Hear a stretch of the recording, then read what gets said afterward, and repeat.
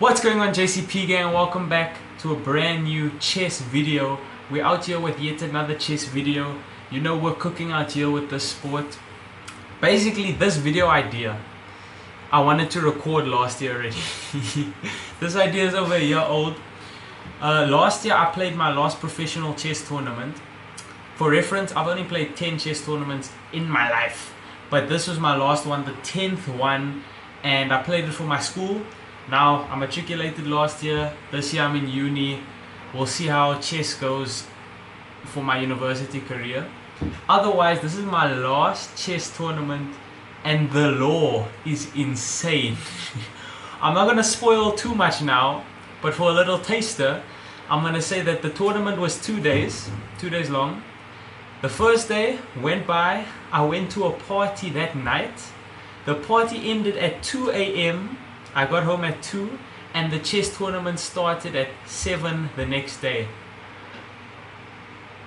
Guys, it's deep. Let's jump straight in. So, we jump into our first game. I'm against Christo Lawrence. Okay, very Afrikaans name, this man. I think he's from Dyneveld High School, if I remember correctly. And let's see how the game goes. So we got a little French defense. Now guys, I have had terrible, worse than terrible like performances against the French in my career. I think I'm probably like, what is it, 1 in 4, 1 in 5? Is that how it goes? 5 or 1 win, 5 losses, something like that, or 1 win in 5 games. Guys, it's really bad. And then he pulled out the French, and if it's the first game of the tournament, this stuff stresses you out, right?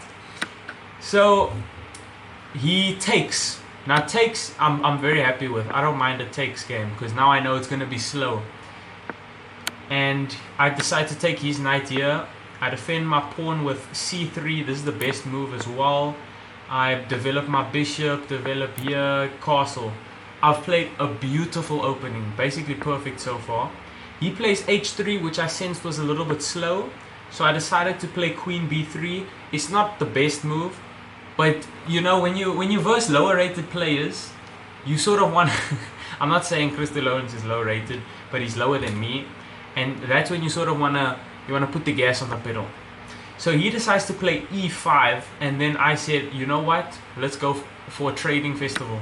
Takes, and then I don't take again. I play rook to d1, hitting the queen.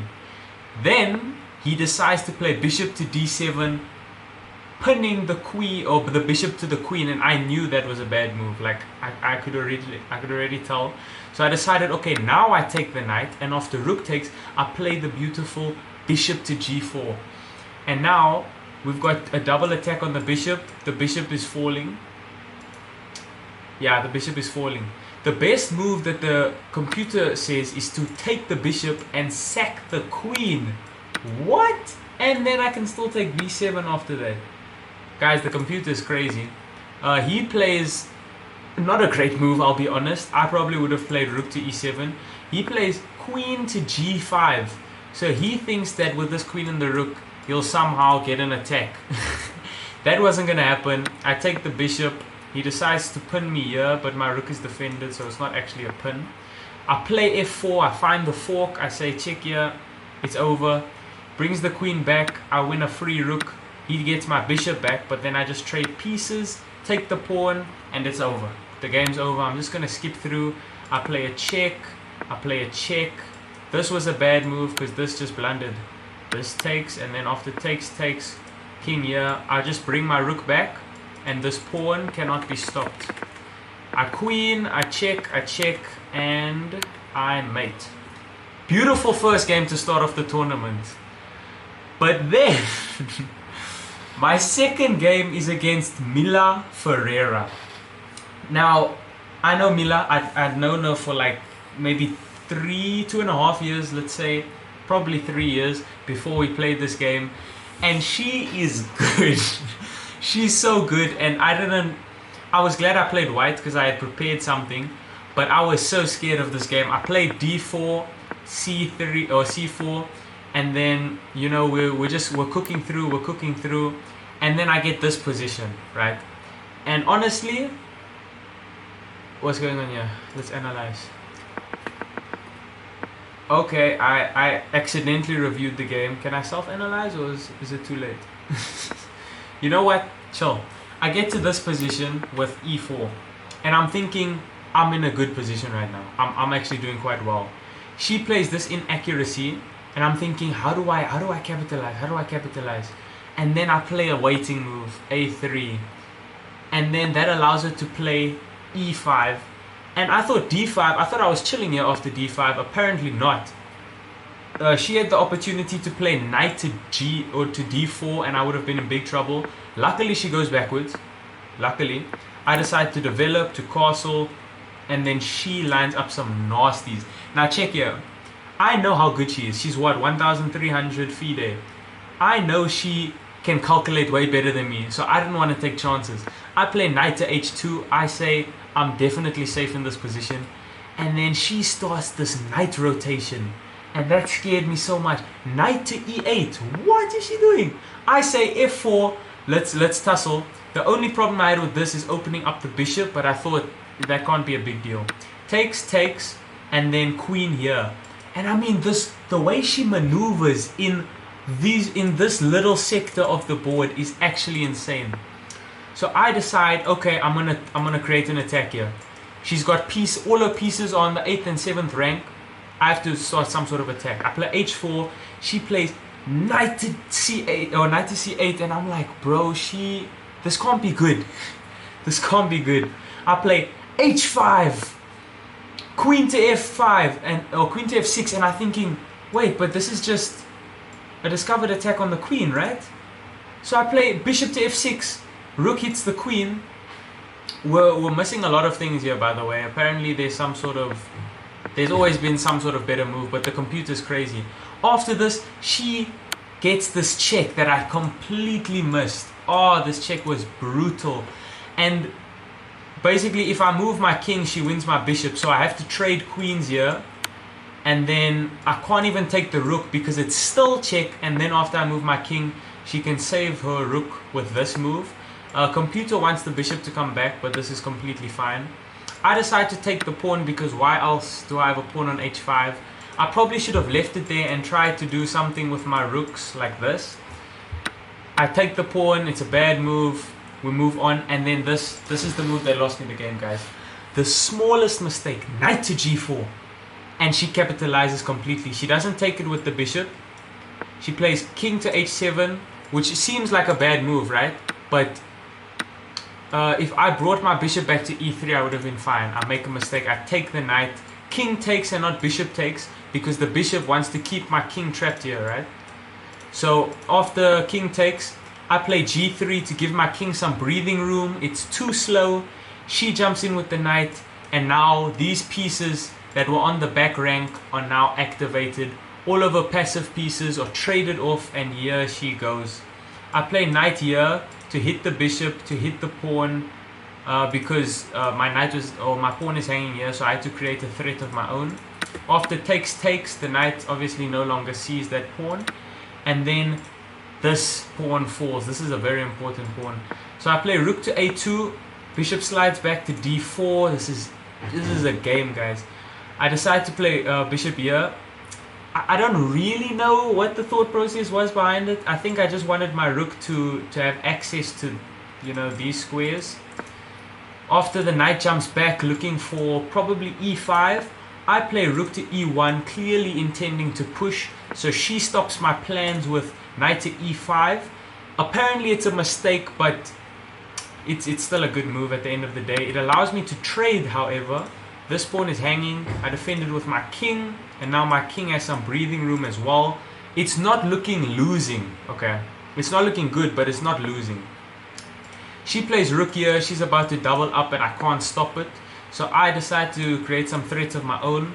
She plays this, which is a great move. Honestly, probably the best move she's played this game, because this looks so passive, but you can't push, obviously. And after I slide back, now she can push, but it's a blunder. So she pushes and loses all her advantage. I'm back in the game. Now computer, I play the computer moves here. D takes, and then C takes, and then she blocks here. Computer really wants rook to b1, and honestly, it's not a difficult move to find. Rook to b1, you come up to b7, and then you trade off all these pieces. Because it's opposite colored bishops, I just need to trade both rooks. I can be down a pawn and trade both rooks. Opposite colored bishops is a draw. Unfortunately, I played such a bad move, rook to c1. It's like those beginner habits, you know. Ooh, I can double my rooks, let me do it. Very bad move. Now she takes the entire file, and now it's looking almost losing. I play bishop here just to try and rotate to this square, defend my pawn, and also just to have a large coverage, prevent anything from coming to c8. She plays this, which is actually a great move as well. Very good. Hits this pawn. Obviously the bishop is also attacking here. And I can't even play rook to c3 because the bishop defends the square as well. So I decide to put my bishop here. She takes this pawn. I think taking this pawn first would have been better, but it doesn't matter. She takes this pawn. Eventually I play rook to b1. It's very much too late. She takes here. I go to f2, and then she just centralizes the rook. And after this move, she plays d5. Honestly, this is a brilliant move in my eyes. This is a brilliant move. Because she can actually trade rooks because the bishop always defends this promotion square, right? But she plays d5 so that the bishop defends the rook and will escort this pawn up the board as well. And I'm crying. I've lost. So I take the pawn, takes back with the rook, and then after I take here, in my head I'm still thinking if I trade both rooks, opposite colored bishops is a draw, which is true. I go to b8, or b2, I probably should have gone to a2. And then she goes here. When I come here, it's a little too late. Too late. Bishop to b6, and I run out of time. Guys, honestly, this is probably the best loss I've had. Like, she was the better player. I can't argue with it. All props to you, Mila. You're probably not watching this video, but if you are, props to you. Great chess. Great chess. And then we move on to my third game of the day. Antonio Witbooi. Wow. Okay, I'm playing black in this game. Antonio Witbooi. He is very good at one opening. And because he played white, I brought out the Sicilian. Guys, you have to remember my mindset. I'm thinking this is the last game before the party tonight. Let's play a very, I just want to play for a win, a quick win. I did not get a quick win at all. So I play a Sicilian. He plays an Alpen. Yeah, an Alpen Sicilian. Normally you get takes, but he played e5, and I've never seen e5 before. And quickly it transposes into a type of Caro-Kann, but instead of playing c6, c5, I play c5 immediately. So it's an interesting dynamic. Luckily, I've got Caro-Kann knowledge, so I know in this position you'll play bishop to f5, you'll play e6, you'll play... Okay, queen to b3 isn't the best move, but it's a move that I've studied. So I'm like, check here, this pawn is going to be taken. After castles, I play f6, and this is sort of where I mix ideas. Because f6 is a very common idea in the Sicilian, whereas bishop or queen b6 and pawn c5 to take on d4 is a very Caro-Kann idea, like a very popular Caro-Kann idea. So I'm mixing ideas, but it's still okay. And then after h3, I sense, nah, this can't be a good move. And I take on d4 first, and then I take on e5. Computer says take on e5, and then if knight takes, you'll trade knights, and now this is a good position. I did not see this. I did not see this. So I thought I was actually doing quite good after this. Queen to c7 to put pressure on the pawn. I thought I've got a decent Caro-Kann position. Problem is this bishop. This bishop can be kicked around very easily. It's quite loose. And this pawn... you guys are going to see. Bishop to f4 is already an inaccuracy. But then I honestly... This isn't a blunder, but I think this is a blunder. Because in my mind, I'm like, knight to e7, knight to g6, attacks the pawn, attacks the bishop, let's go. I probably should develop my bishop first, bishop to c5, but I played this move, and then I first played this because I sense, okay, so I wanted to jump in immediately. Problem with this is that he might have knight to b5, hits the queen, and then my queen will no longer be able to target the pawn. So I play a3 first, a6, sorry, and then after rook to e1, I finally get my knight here, and it's back to equal. I've equalized, guys. Bishop back to h2, a bit passive. Any normal person here plays bishop to c4, bishop to c5. I play bishop to c5. Okay, here we go. I castle. This was bad. Here, I should have just taken the bishop immediately. Instead, I castle thinking that I can just take with my rook. This is losing because of knight takes d5. Amazing move, because if you take back, there's queen takes with check and fork on the bishop. So, thankfully, Antonio didn't take, so I was able to take on the next move.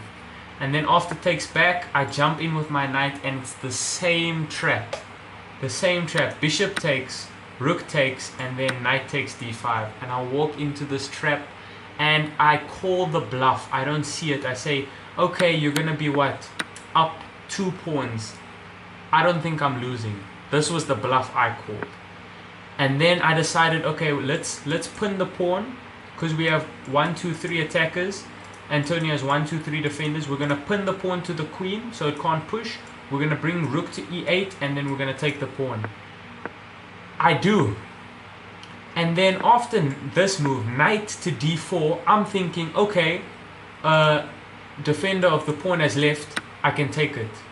Big mistake, because after rook takes, I can't take with my queen because I lose my queen to the rook. I can't take with my knight because my queen is hanging. And I think I had like 40 something seconds here. By the way, these games are an hour and a half each. At 40 something seconds, I say, let's take with the rook. And if this move wasn't possible, I think it would have been a difficult position, but I would have been able to do something. But I hang, queen to f8, mate.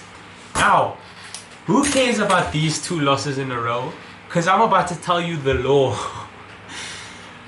After this game, I say, okay, Las, went home, got dressed, party mode. I go to this party. The party gets heated. Party gets so heated, I thought I would, because everyone said it's an all-night party. You can leave at like 5, you can sleep over, that's the deal. I said, guys, I need to leave at, at a reasonable hour. I wanted to leave at midnight, but at midnight, that's when the party started heating up, And we were partying liquor, there was liquor music, the vibes were on, man. And then we ended up making a fire. We're chilling in front of the fire. And things are liquor. We're chatting inside, we're going to the fire. I think they made they braai, that's why there was a fire. There was like a huge braai. And then, what happened? Oh, at 2 a.m., I get a lift home with my friend. I get home, take a nap for 3 hours. No, for 4 hours. Yeah. So at around past 6, I get ready, walk up, 7 a.m., I'm through the gate. I'm so tired. I'm stumbling in like, oh my word, am I about to play a chess game? My coach is standing outside the chess hall, or not the chess hall, but our school hall that we were playing the chess tournament in. I'm like, why is my coach standing there? And he's looking angry, arms crossed. He sees me, shouts my name. I'm like, sir? He says, run. I'm like, what is? I start jogging too. I said, is there a problem?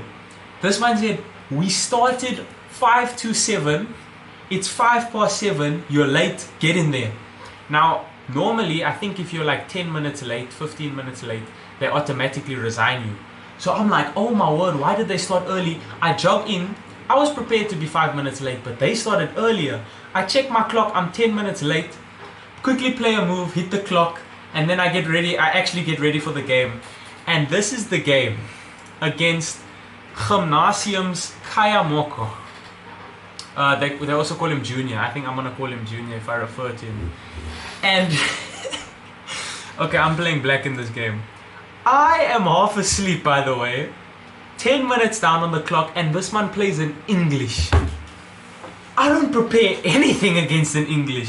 So I play e5, and I'm like, okay, let's just play chess. Oh my word. And in my head, I don't know if you guys do this, in my head, I'm still daydreaming about that party. In my head, I'm like, yo, I list to go back. Yo, I should have stayed a bit longer.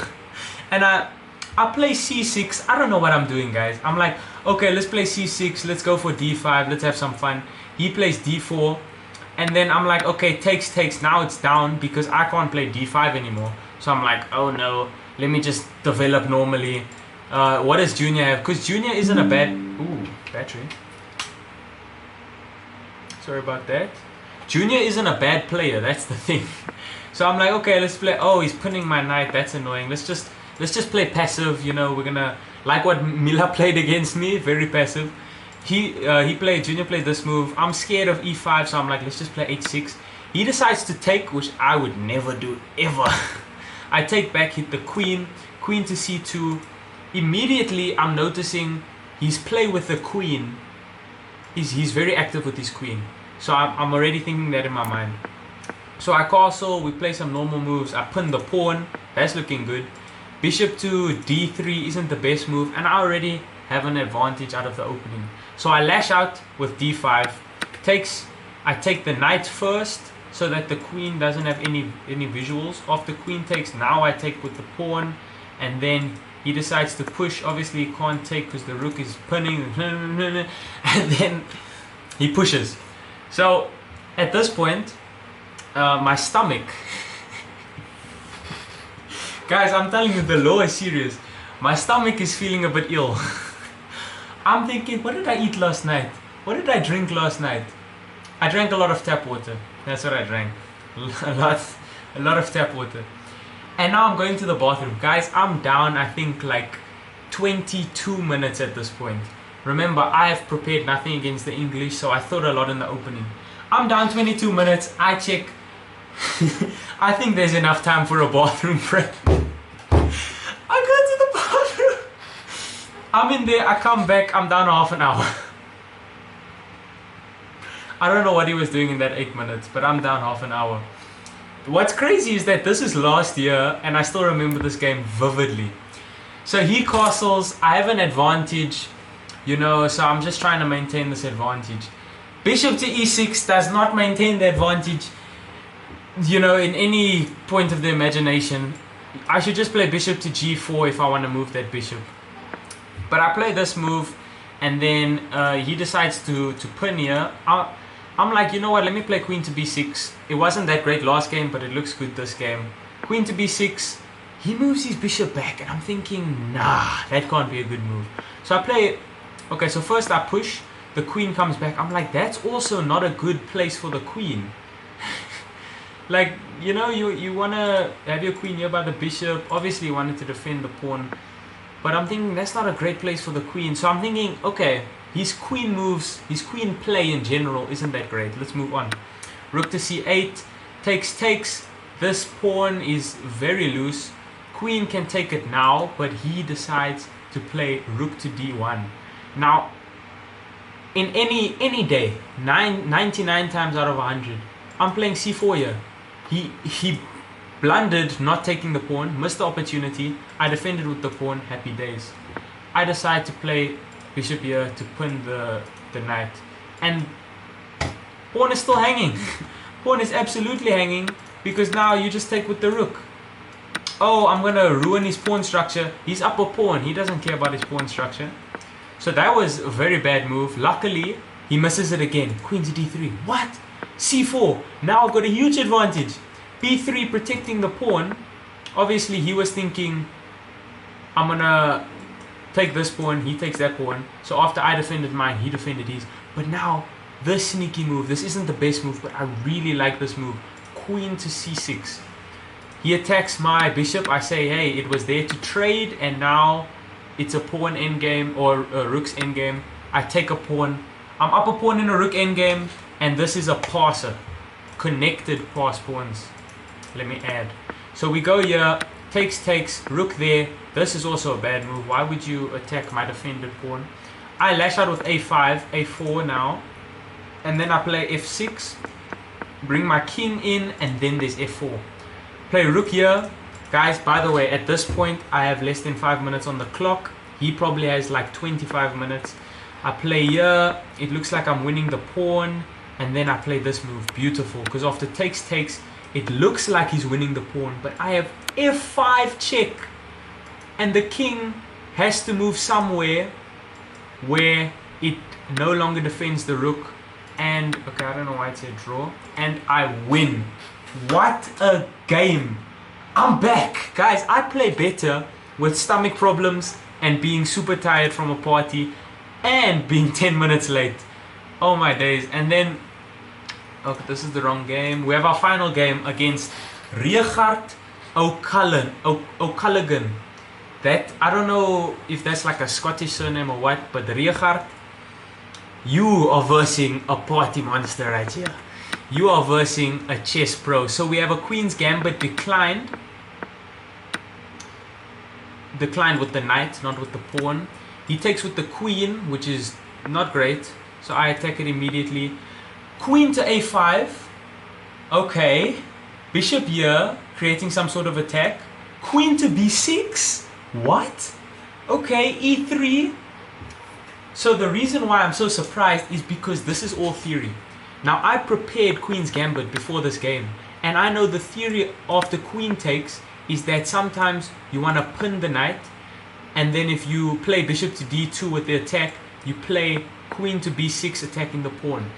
But also, what I studied is that you can play e3 because even though it looks like this pawn is hanging, this pawn is not hanging. He takes the pawn. And I said, Richard, because I don't have the evaluation bar. I don't know it's +4. But I say, Richard, cousin, that is not a move. So I play rook to b1, queen to a3. Very natural. And I'm thinking, how do I trap this queen? And then it comes to me. Fork. You don't trap the queen, you fork. Hit the queen, hit the pawn, which forks the knight and the rook and the king. After, Richard is very greedy, takes this pawn. I immediately win my rook. Richard jumps in with the knight. I find the beautiful bishop to d3. Stunning move. It hits the knight, saying you must move it, and it defends the rook, so that if the knight takes the bishop, the queen can take the knight, and the rook is defended by the bishop. Oh, what a move! And this all happens in the game. So then Richard decides to trade queens. I said, are you crazy? And then, so now he's trying to develop naturally. He's down in exchange. He's down 4 points of material. I say, Richard, it's not looking good. I pin the knight. He decides to block with the bishop. I say, I'm taking this thing because I'm up in material. And guess what? I'm jumping in with my knight. Hits the bishop. Hits this fork. Because now that the king is on d1, we've got another fork. He decides to take this, and then this is what made me angry.